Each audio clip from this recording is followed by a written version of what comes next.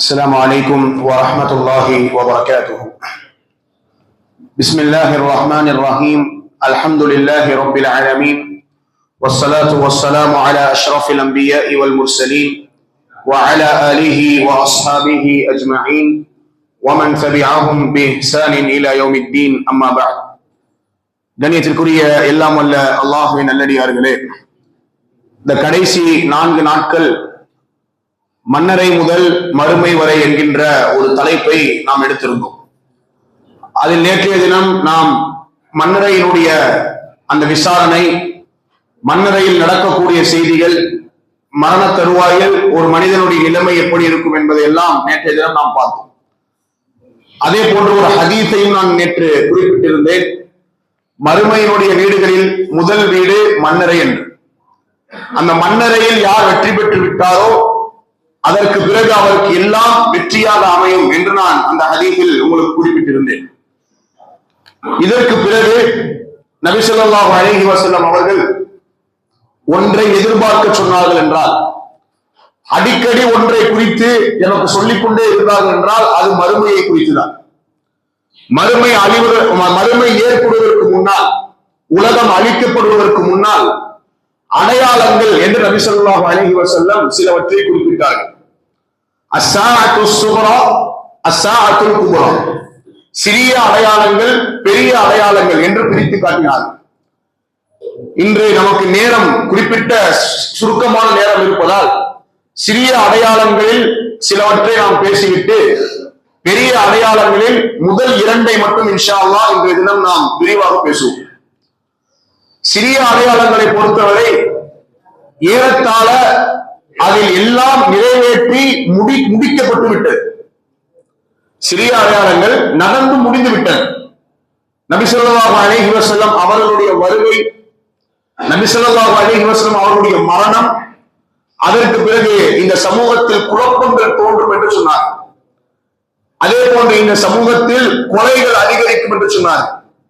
இந்த சமூகத்தில் விபச்சாரம் பெருகிவிடும் என்று சொன்னார். கட்டடங்கள் உயரமாக கட்டப்படும் போட்டிக்காக என்று சொன்னார். அதே போன்று மது ஹலாலாக்கப்படும் என்று சொன்னார். இப்படி நபி ஸல்லல்லாஹு அலைஹி வஸல்லம் அவர்கள் எதையெல்லாம் அவர்கள் சொன்னார்களோ அது எல்லாம் ஏறத்தாழ நடந்து முடிந்து விட்டவை. ஆனால் இந்த சமூகம் எதிர்பார்த்து கொண்டிருப்பது பெரிய அடையாளத்தை. நபி ஸல்லல்லாஹு அலைஹி வஸல்லம் தன்னுடைய 2 விரலை காட்டி சொன்னார்கள், நானும் மறுமையும் இந்த 2 விரல்களை போன்று வந்திருக்கிறோம். என்ன அர்த்தம்? முஹம்மது ஸல்லல்லாஹு அலைஹி வஸல்லம் இந்த உலகத்திற்கு வந்து அவர்கள் மரணித்து விட்டால் அடுத்து இந்த சமூகம் எதிர்பார்ப்பது மறுமையை என்று நபி ஸல்லல்லாஹு அலைஹி வஸல்லம் சொன்னார்கள். குர்ஆனிலும் அல்லாஹ் இதை குறிப்பிடுகிறார். இந்த மனிதர்கள் மறுமையை வெகு தூரத்தில் பார்க்கிறார்கள். இன்னஹும் யரவுனஹு பஈதா, ஆனால் வனராஹு கரீபா, அது மிக அருகாமையில் இருக்கிறது என்று அல்லாஹ் சொல்கிறார். அப்ப இந்த சிறிய அடையாளங்களில் நான் ஏற்கனவே சொன்னது போல் இந்த அடையாளங்கள் இதோடு கூடுதலாக இசை கருவிகளை அவர்கள் அனுமதிப்பார்கள். அதே போன்று பூகம்பங்கள் அதிகரிக்கும். நபி ஸல்லல்லாஹு அலைஹி வஸல்லம் சொன்னார்கள். அதே போன்று பொய் சாட்சி சொல்லக்கூடியது அதிகமாகிவிடும் என்று நபி ஸல்லல்லாஹு அலைஹி வஸல்லம் பட்டியலிட்டுக் கொண்டே சென்றார்கள். அதில் நமக்கு மத்தியில் இந்த குழப்பங்கள் ஏற்படுவதற்கான மிக முக்கியமான ஒன்று, நபி ஸல்லல்லாஹு அலைஹி வஸல்லம் அவர்கள் சொன்னார்கள், மக்கள் அறிவியினர்களை தலைவர்களாக ஏற்பார்கள். இத்தகதன் நாசு ருஊசன் ஜுஹாலன், மக்கள் அறிவியினர்களை, அறிவில்லாதவர்களை தலைவர்களாக ஏற்றுக்கொள்வார்கள். அவர்களும் வழிகெடுப்பார்கள், பிறரையும் வழிகெடுத்து விடுவார்கள் என்று நபி ஸல்லல்லாஹு அலைஹி வஸல்லம் சொன்னார்கள். இன்று இந்த சமூகத்தில் தலைவர்கள் என்ற பெயரில் போதுமான அறிவும் கல்வியும் இல்லாதவர்கள் எல்லாம் இன்று ஃபத்வா கொடுக்கக்கூடிய நிலைமைக்கு வந்திருப்பதை நாம் பார்க்கிறோம். சமூகத்தை தன்னுடைய தவறான கருத்துகளின் மூலமாக, தவறான எண்ணங்களின் மூலமாக அவர்களை சீரிய பாதையிலிருந்து, நேரான கொள்கையிலிருந்து வழிநடப்பதை நாம் பார்க்கிறோம். அப்ப ஏறத்தாழ இதுவெல்லாம் நடந்து முடிந்துவிட்டன. அடுத்து நாம் பார்க்க இருப்பது பெரிய அடையாளங்கள் என்று சொன்ன 10 அடையாளங்களை தான் இந்த சமூகம் எதிர்பார்த்து கொண்டிருக்கிறது. அந்த 10 அடையாளங்கள் துவங்க ஆரம்பித்து விட்டால், ஒரு நூலினுடைய கட்டிலிருந்து ஒரு நூல் கீழே விழுந்தால் எப்படி அது அடுக்கடுக்காக அது விழுமோ அதை விட வேகமாக அந்த அடையாளங்கள் ஏற்படும். அந்த அடையாளங்கள் ஏற்படுவதற்கு பிறகு அல்லாஹ் இந்த உலகத்தை அழிப்பார் என்று நபி ஸல்லல்லாஹு அலைஹி வஸல்லம் அவர்கள் சொன்னார்கள். அந்த அடையாளங்களில், அந்த பெரிய 10 அடையாளங்களில் சேர்க்கப்படாத ஒரு அடையாளம், அறிஞர்கள் இந்த 10ற்குள் இதை கொண்டு வரவில்லை. ஆனால் இவருடைய வருகையை நபி ஸல்லல்லாஹு அலைஹி வஸல்லம் சிலாகித்து சொல்லியிருக்கிறார். எல்லோரும் எதிர்பார்த்திருக்கக்கூடிய இமாம் மஹ்தி அலைஹிஸ்ஸலாம் அவர்களுடைய வருகை. மஹ்தி அலைஹிஸ்ஸலாம் இவர் யார்? இவர் நபியினுடைய பரம்பரையிலிருந்து வருவார்.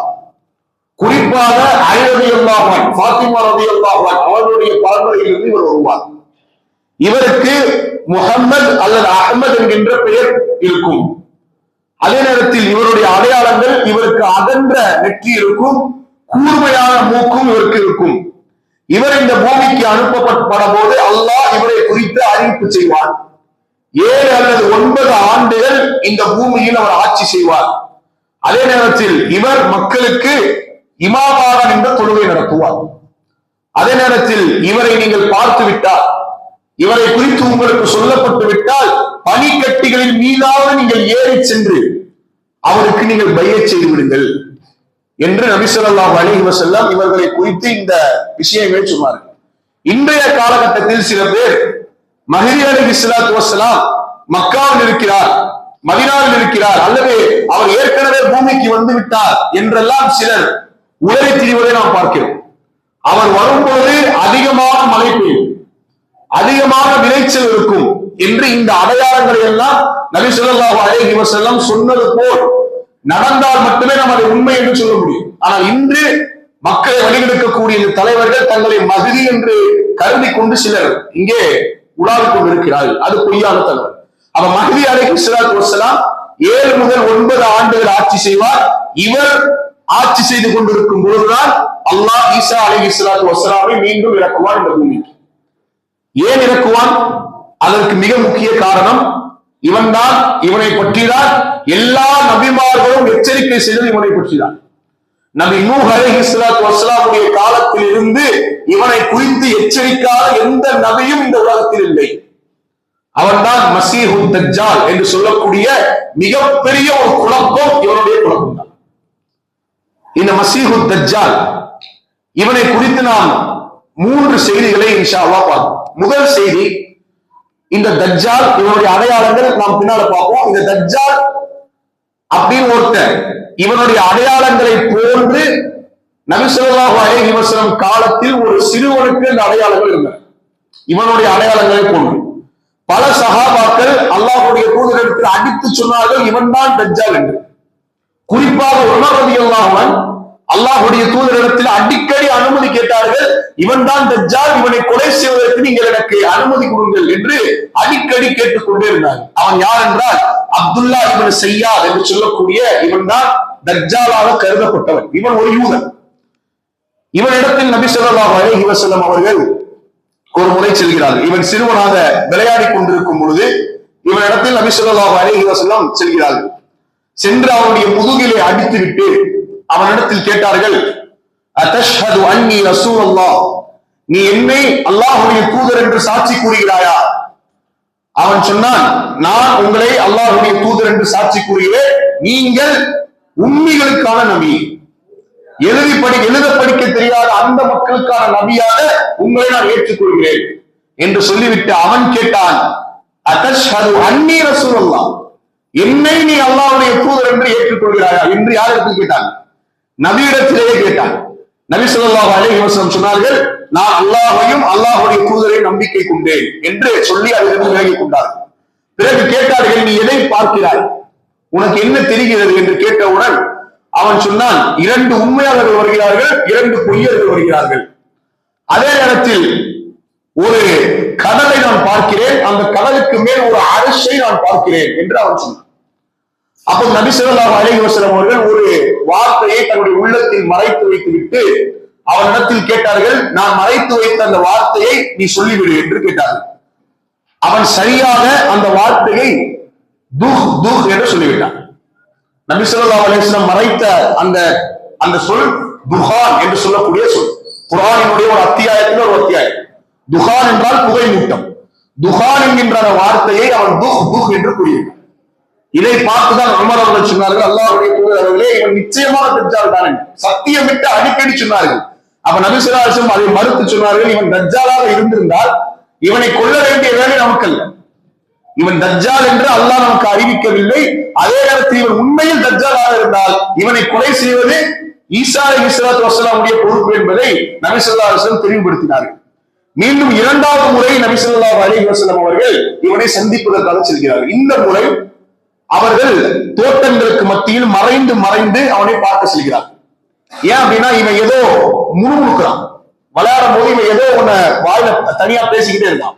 அவன் என்ன பேசுறான் அப்படிங்கறத நான் கேட்டுட்டு வரேன் அப்படின்னு சொல்லி நபி ஸல்லல்லாஹு அலைஹி வஸல்லம் அவர்களும் சஹாபாக்கள் பதுங்கி பதுங்கி போறான். பதுங்கி போறத பார்த்த அவருடைய தாய், சையாதுடைய தாய், அதை பார்த்தவுடன் நபி வந்து விட்டார் என்று அவனை கொஞ்சம் அந்த கேர்லெஸ்ஸா இருந்த அவனை வந்து நபி வராது கொஞ்சம் உஷாராயிக்க அப்படின்னு சொல்லி சொன்ன உடனே அவன் எதை முணுமுணுத்துக் கொண்டிருந்தானோ அதை நிப்பாட்டி விட்டான். அப்ப ரசூலுல்லாஹ் சொன்னாங்க, அவன் அனுமதித்திருந்தால் உங்களிடத்தில் நான் கூறியிருப்பேன் அவன் என்ன சொன்னான் என்று. மீண்டும் போய் நபி ஸல்லல்லாஹு அலைஹி வஸல்லம் கேட்டாங்க, இப்போது நீ என்ன பார்க்கிறாய்? அதே போலதான் திருப்பி சொன்னான். 2 உண்மையாளர்கள் வருகிறார்கள், 2 பொய்யர்கள் வந்து வந்து போறாங்க. அதே போன்று கடலின் மீது ஒரு அரிசை நான் பார்க்கிறேன். அப்ப ரசூலுல்லாஹ் சொன்னாங்க, அது ஷைத்தானினுடைய அரிசி என்று சொன்னாங்க, ஷைத்தானினுடைய சிம்மாசனம் என்று சொன்னார்கள்.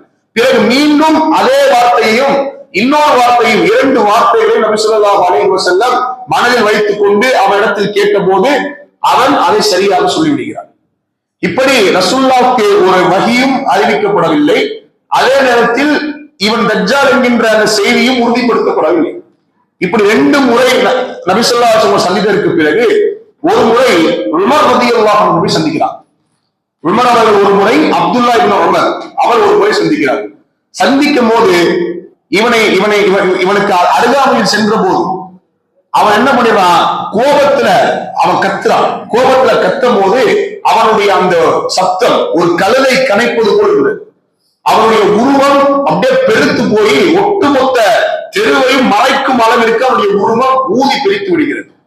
இப்படி இந்த நடவடிக்கைகள் எல்லாம் உமர் ரலியல்லாஹு அன்ஹு பார்த்துவிட்டு பயந்து எங்கே வந்துடுறான்னா வீட்டுக்கு வந்துடுறான். வீட்டுக்கு வந்து இதெல்லாம் சொல்லும் போது இவன் தஜ்ஜாலா இருப்பான் நான் சொன்னேன், ஆனா நபி ஸல்லல்லாஹு அலைஹி வஸல்லம் இதை மறுத்து விட்டார்கள் என்பதையும் உமர் ரலியல்லாஹு அன்ஹு சொல்லி காட்டுகிறார்.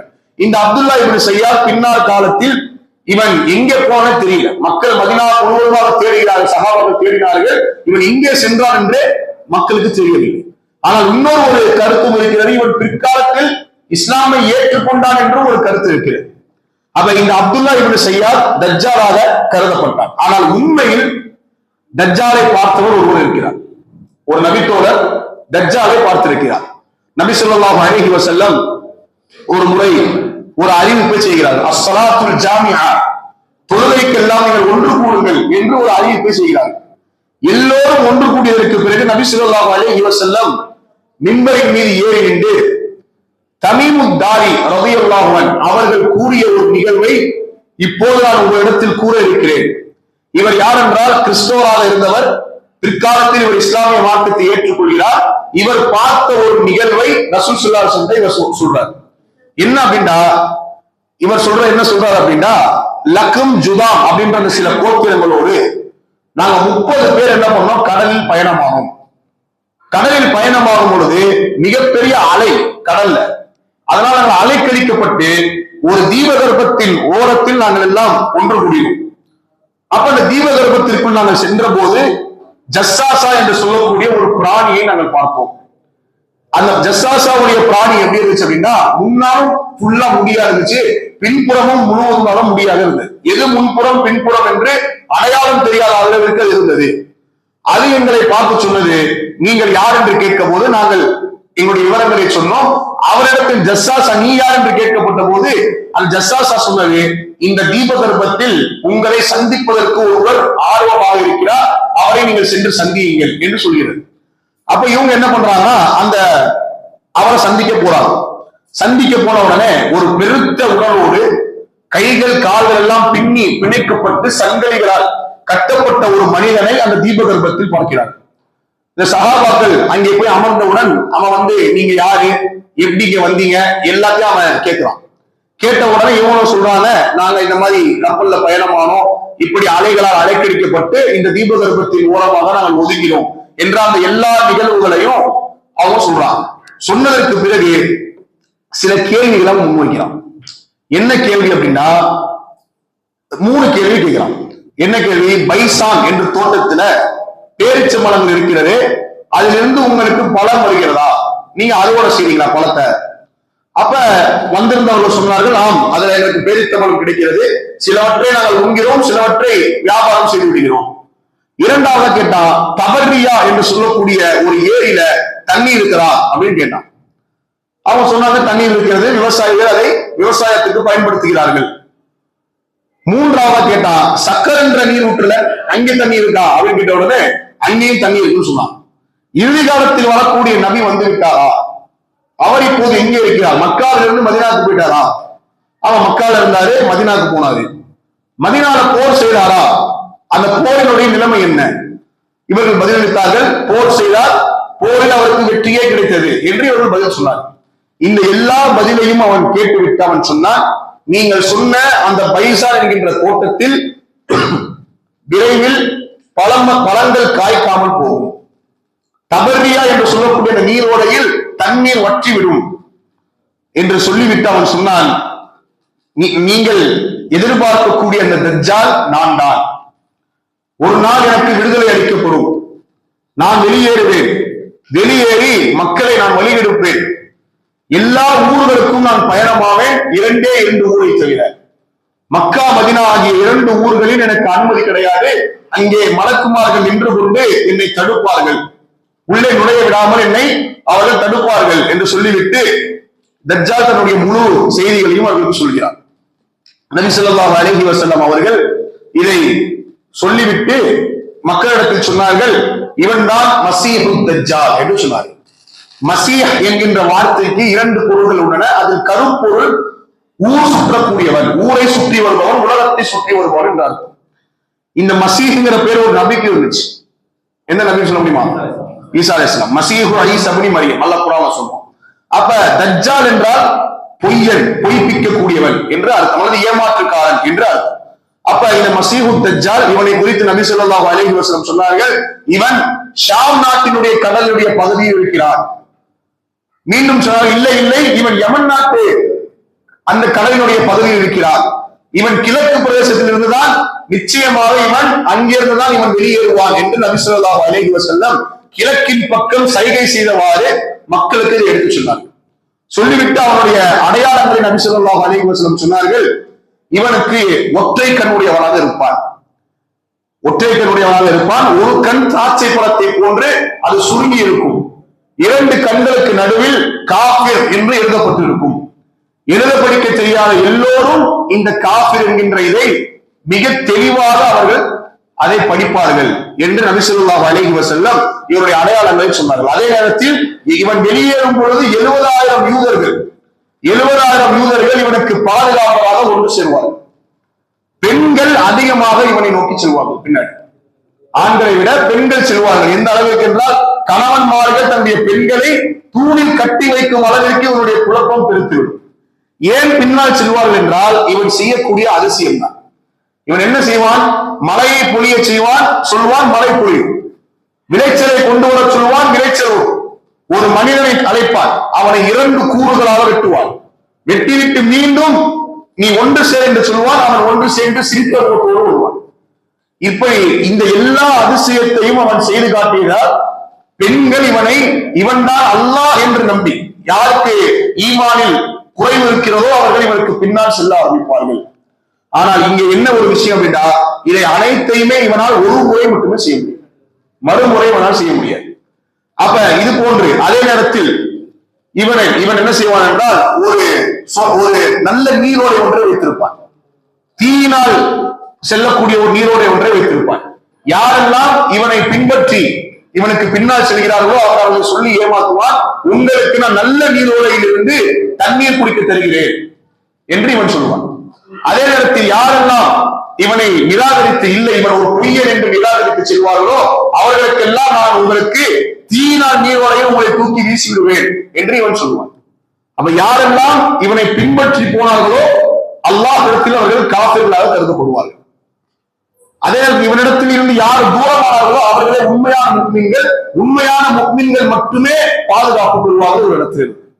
இப்படி இவனுடைய குழப்பம் அதிகமாக இருக்கும் என்று நபி ஸல்லல்லாஹு அலைஹி வஸல்லம் அவர்கள் தொட்டு எல்லா நபிமார்களும் இதை தெளிவுபடுத்திக் கொண்டே இருந்தார்கள் நமக்கு. அதே நேரத்தில் இவனை குறித்து இவனுடைய இந்த குழப்பத்திலிருந்து ஒரு முஸ்லிம் பாதுகாப்பு பெறுவதற்கு சில வழிமுறைகளை சொல்லிக் கொடுத்தார். ஒரு வழிமுறை என்னவென்றால் அல்லாஹும்ம இன்னி அஊது பிக மின் அஸாபில் கப்ர் என்கின்ற அந்த பிரார்த்தனை. நேற்றைய தினம் நாம் செய்த அந்த பிரார்த்தனை அதில் ஒன்று வமின் ஃபித்னத்தில் மஸீஹித் தஜ்ஜால் என்கின்ற அந்த ஒரு வாசகம்.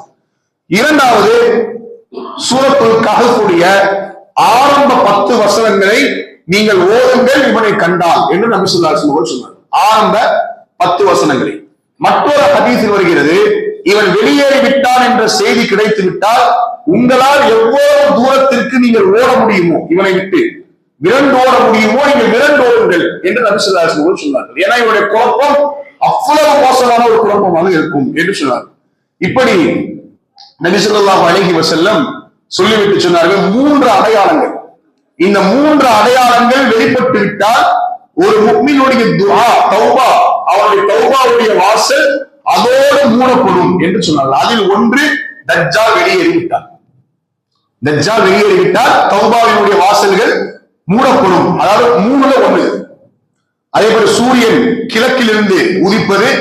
அதே போன்று மற்றொன்று நபி ஸல்லல்லாஹு அலைஹி வஸல்லம் அவர்கள் சொன்னார்கள் ஒரு அதிசய பிராணி இந்த உலகத்திலிருந்து வெளியேற்றப்படும், அது வெளியே வரும் என்று சொன்னார்கள்.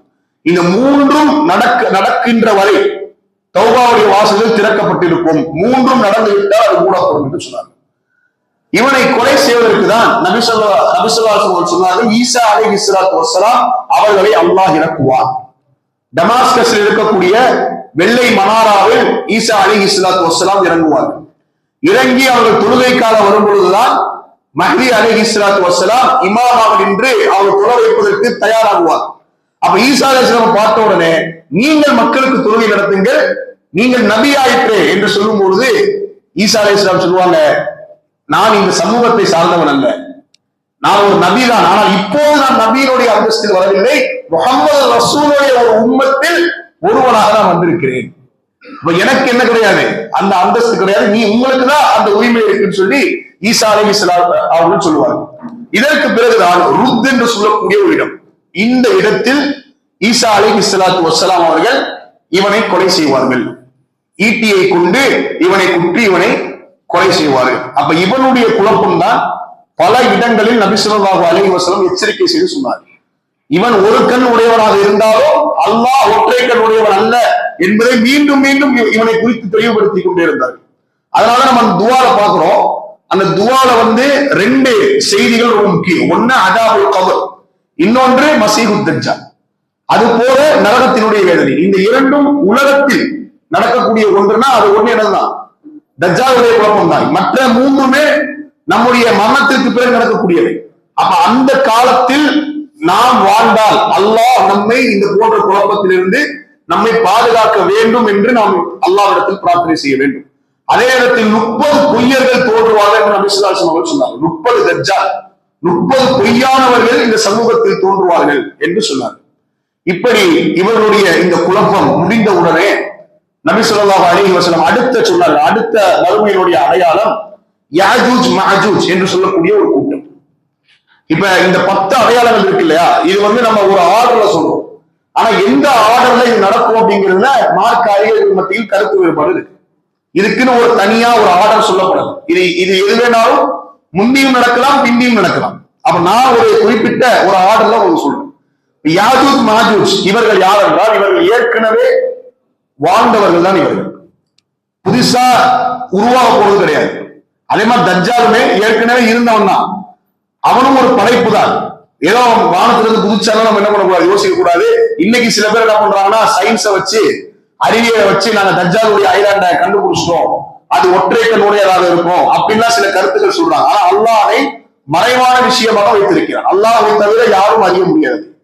அப்ப அது நமக்கு தெரியாத விஷயம். ரெண்டாவது, இந்த யாஜூஜ் மாஜூஜ் அந்த சம்பவமே மறைக்கப்பட்டு துல் கர்ணை என்று சொல்லக்கூடிய ஒரு நல்லடியார் வாழ்ந்தார். இவர் ஒரு மன்னர்.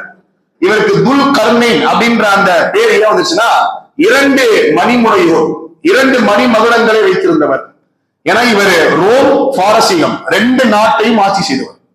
இப்ராஹிம் அலைஹிஸ்ஸலாம் அவருடைய காலத்தில் வாழ்ந்த ஒரு மன்னராக இவர் இருந்தார்.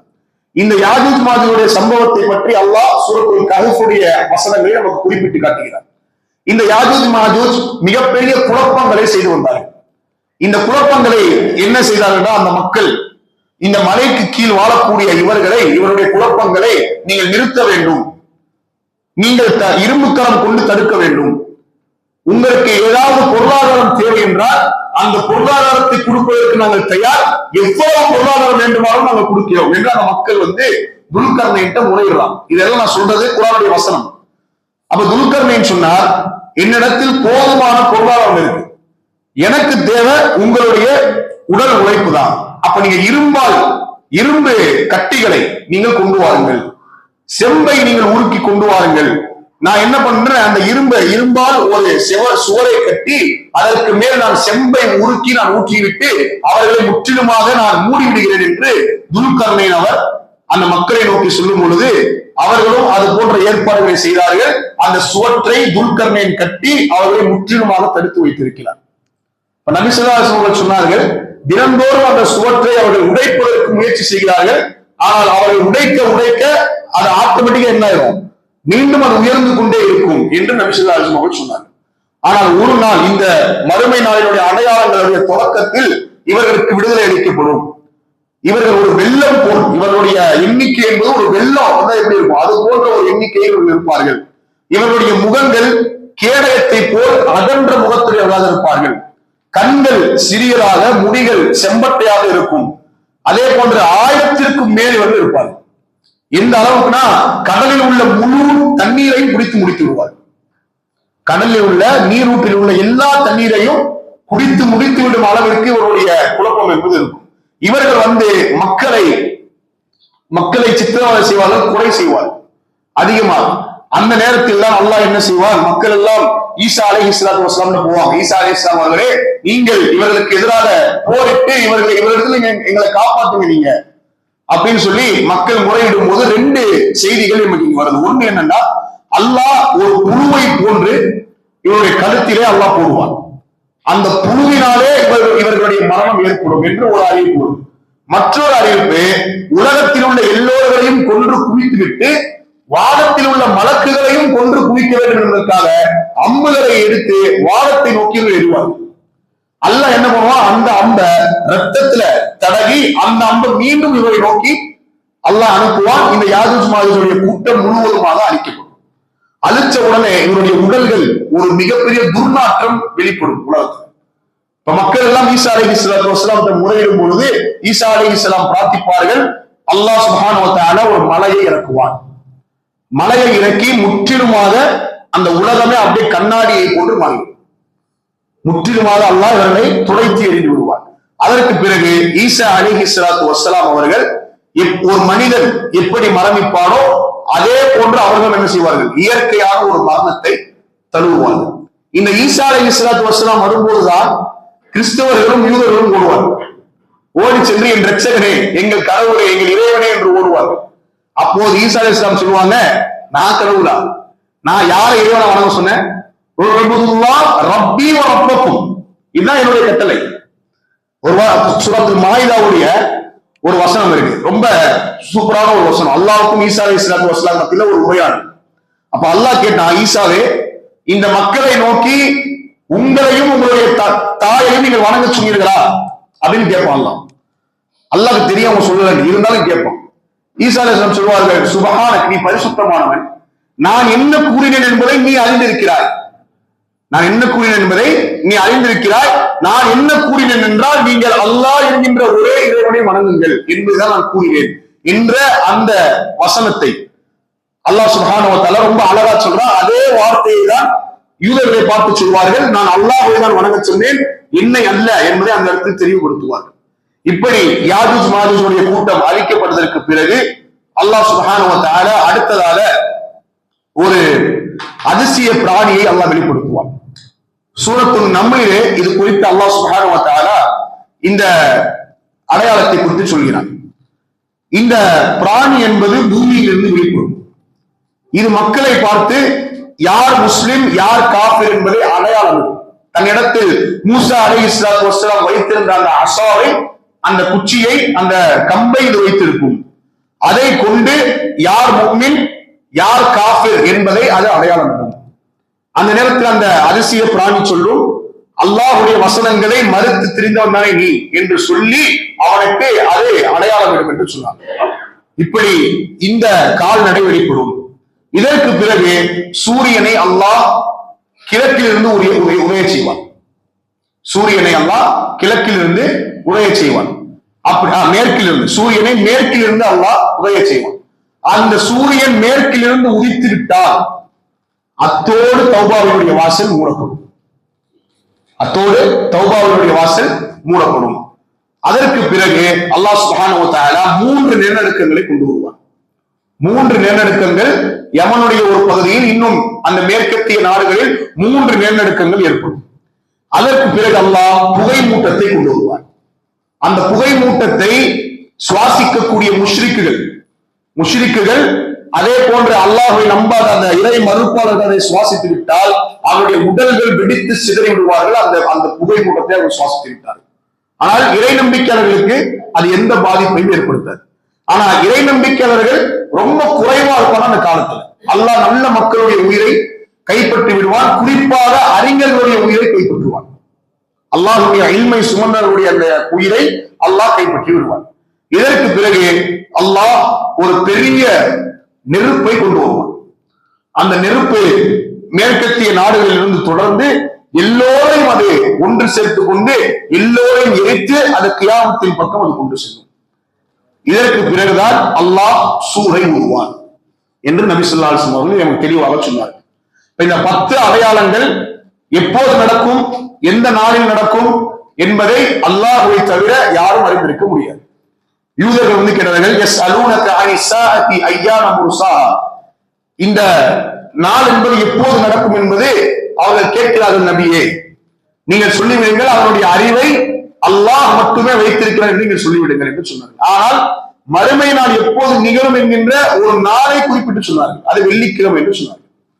ஆதம் அலைஹிஸ்ஸலாத்து வஸ்ஸலாம் படைக்கப்பட்டதும் வெள்ளிக்கிழமை என்று, அதே நேரத்தில் மறுமை நாள் நிகழும் என்பது அதுவும் வெள்ளிக்கிழமை என்று சொன்னார்கள். அப்ப சூர் ஊதப்படும். முதல் சூர் ஊதப்பட்ட உடனேயே இந்த உலகத்தில் உள்ள எல்லாம் அழிக்கப்படும். فَإِذَا نُفِخَ فِي الصُّورِ نَفْخَةٌ وَاحِدَةٌ وَحُمِلَتِ الْأَرْضُ وَالْجِبَالُ, வானமும் பூமியும் பஞ்சாக மாற்றப்படும். அதே போன்று மலைகள் அப்படியே அது உயர்த்தப்படும், பேர்க்கப்பட்டு உயர்த்தப்படும். கடல் எல்லாம் நெருப்பாக மாற்றப்படும் என்று அல்லாஹ் சுப்ஹானஹு வ தஆலா சூரத்துல் ஹாக்காவிலே இது குறித்து நமக்கு சொல்கிறார். முதல் சூர் ஊதி முடிக்கப்பட்ட உடனே ஒட்டுமொத்த உலகமும் அழிக்கப்பட்டு விடும். அப்போது அல்லாஹ் அவனுடைய குரலை உயர்த்துவான், வசத்தி கேட்பான், ஐனல் ஜப்பாரூன் ஐனல் முத்தகப்பிரூன், இந்த உலகத்தில் பெருமை அடித்து திரிந்தவர்கள் எங்கே? இந்த உலகத்தில் நான் தான் உயர்ந்தவர் என்று பேசிக் கொண்டிருந்தாலே அவன் எங்கே என்று அல்லாஹ் கேட்பான். யாருக்கு இன்றைய தினம் ஆட்சி அதிகாரம்? அப்ப மலக்குகள் பதிலளிப்பார்கள், லில்லாஹில் வாஹிதில் கஹார், அந்த ஒரே ஒரு இறைவனுக்காக, அவனுக்கு மட்டும்தான், இன்று அவனுக்கு அடியில் தான் எல்லாம் என்று அவர்கள் பதிலளிப்பார்கள். சூரத்துர் ரஹ்மானுடைய ஒரு வசனம், குல்லு மன் அலைஹா ஃபான், இந்த உலகத்தில் உள்ள எல்லாம் அழிக்கப்படும். வயபுகா வஜ்ஹு ரப்பிக துல் ஜலாலி வல் இக்ராம், யாருடைய முகம் சங்கை பொருந்தியதோ, யாருடைய முகம் பரக்கத் பொருந்தியதோ அந்த முகத்தை தவிர எல்லாம் அழிக்கப்படும் என்று அல்லாஹ் குர்ஆனில் சொல்கிறான். முதல் சூர் ஊதி முடிக்கப்படுவதற்கு பிறகு நடக்கிற நிகழ்வு. அதற்கு பிறகு அல்லாஹ் கேட்பான், இன்னும் யார் உயிரோடு இருக்கிறார்கள்? மலக்குகள் சொல்வார்கள், யா அல்லாஹ், மலக்குகள் இருக்கிறார்கள், அவர்களையும் நான் ஒரு நோக்கத்திற்காக தான் படைத்தேன், அவர்களுக்கும் மரணம் வரட்டும். அல்லாஹ் அடுத்து கேட்பான் ஜிப்ரீலை நோக்கி, இன்னும் யார் இருக்கிறார்? யா அல்லாஹ், நீ இருக்கிறாய், யா அல்லாஹ், நான் இருக்கிறேன், உன்னையும் ஒரு நோக்கத்திற்காக நான் படைத்தேன், உனக்கும் மரணம் வரட்டும் என்று அல்லாஹ் சுப்ஹானஹு வ தஆலா எல்லாவற்றையும் இந்த உலகத்திலிருந்து நீக்கி விடுவான், அழித்து விடுவான். அழித்து விடுவதற்கு பிறகு ரசூல் ஸல்லல்லாஹு அலைஹி வஸல்லம் சொன்னார்கள், ஃபஇதா நுஃபிக ஃபீஹி உக்ரா, குர்ஆனுடைய வசனத்தை சொன்னார்கள், இன்னொரு முறை அந்த சூர் ஊதப்படும். அந்த நேரத்தில் மறுமை நாள் நிகழும்.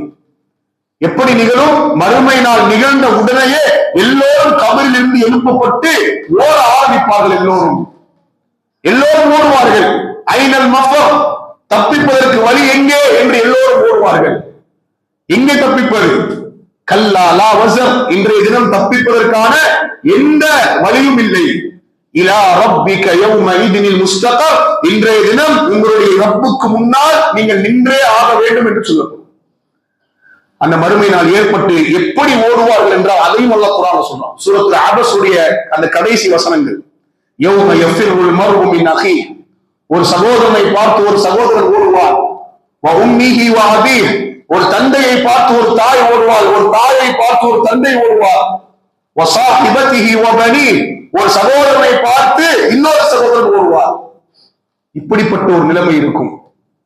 இந்த உலகத்தில் யாரை நாம் தாய் என்று, தந்தை என்று, மகன் என்று தோளில் போட்டு நாம் அழுத்தோமோ, யாரின் மீது அளவில்லா பாசத்தை நாம் வைத்திருந்தோமோ, அன்றைய தினம் யாரும் உங்களுக்கு உதவி செய்ய மாட்டார்கள் என்று நபி ஸல்லல்லாஹு அலைஹி வஸல்லம் இதையெல்லாம் எனக்கு தெளிவாக சொன்னார்கள். இந்த சூரை ஊதக்கூடியவரை பற்றியும் நபி ஸல்லல்லாஹு அலைஹி வஸல்லம் கூடுதலாக சொன்னார்கள். இஸ்ராஃபில் அலைஹிஸ்ஸலாம் சூரை தன்னுடைய வாயினுடைய நுனியில் அவர் வைத்திருக்கிறார். அல்லாஹ்வினுடைய கட்டளை எப்போது வருமோ அவர் அதை ஊதி விடுவார். அதே போன்ற மக்கள் எல்லாம் ஒரு விதமான போதையில் இருப்பார்கள் அந்த நாளில். சூரத்துல் ஹஜ்ஜினுடைய வசனம். மக்கள் எல்லாம் ஒரு போன்று போதையில் இருப்பார்கள். அது என்ன போதை? மதுவால் ஏற்படக்கூடிய போதை அல்ல. அல்லாஹ்வுடைய வேதனையுடைய அந்த கடுமையை உணர்ந்து மக்கள் எல்லாம் போதையில் இருப்பார்கள் என்று அல்லாஹ் குர்ஆனில் சொல்கிறான். இதா ஸுல்ஸிலத்தில் அர்து ஸில்ஸாலஹா, இந்த சின்ன சின்ன சூறாக்களை நீங்க படிச்சாலே மறுமை நாளுடைய எல்லா செய்திகளும் உங்களுக்கு கிடைச்சிடும்.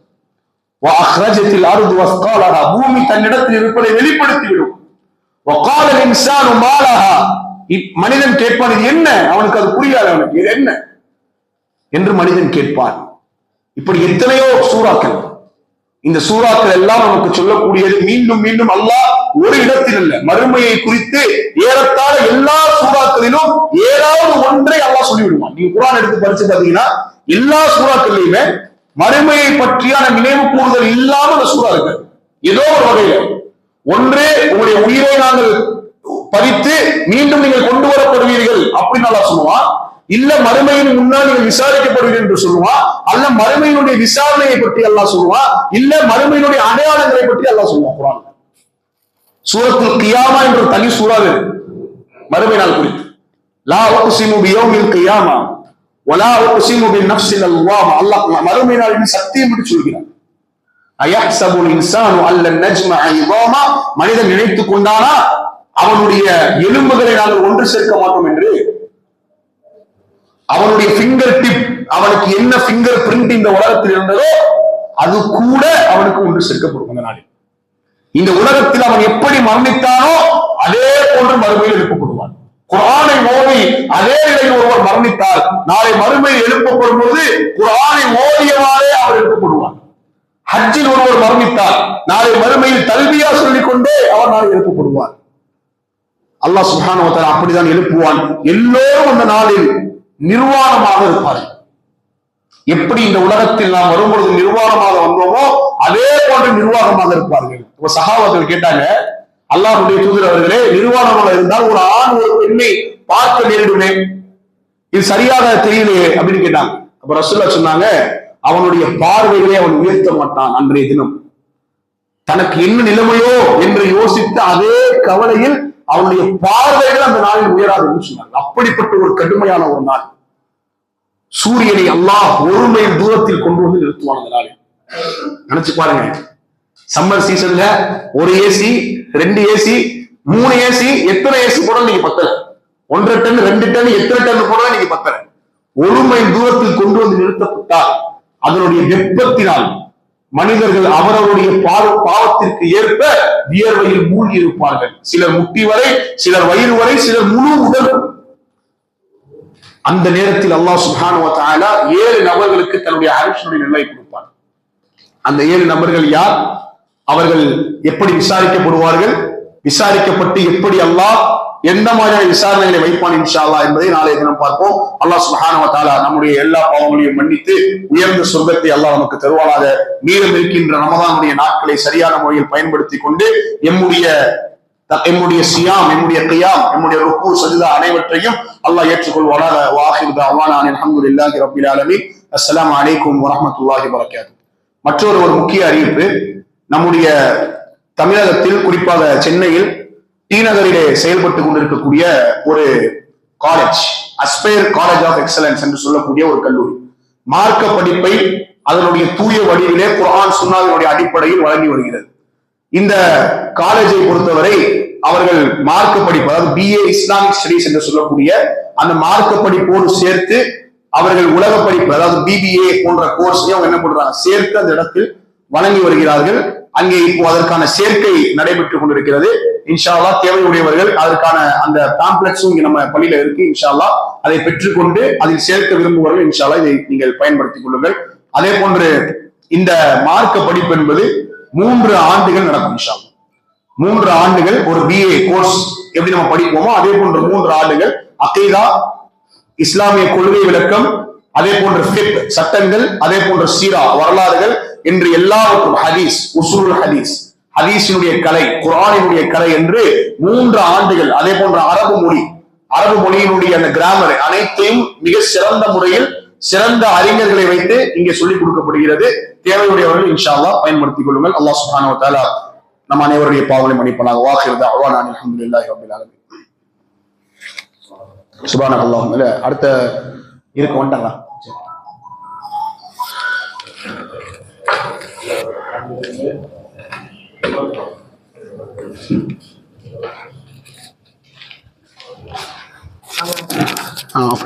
அஸ்ஸலாமு அலைக்கும்.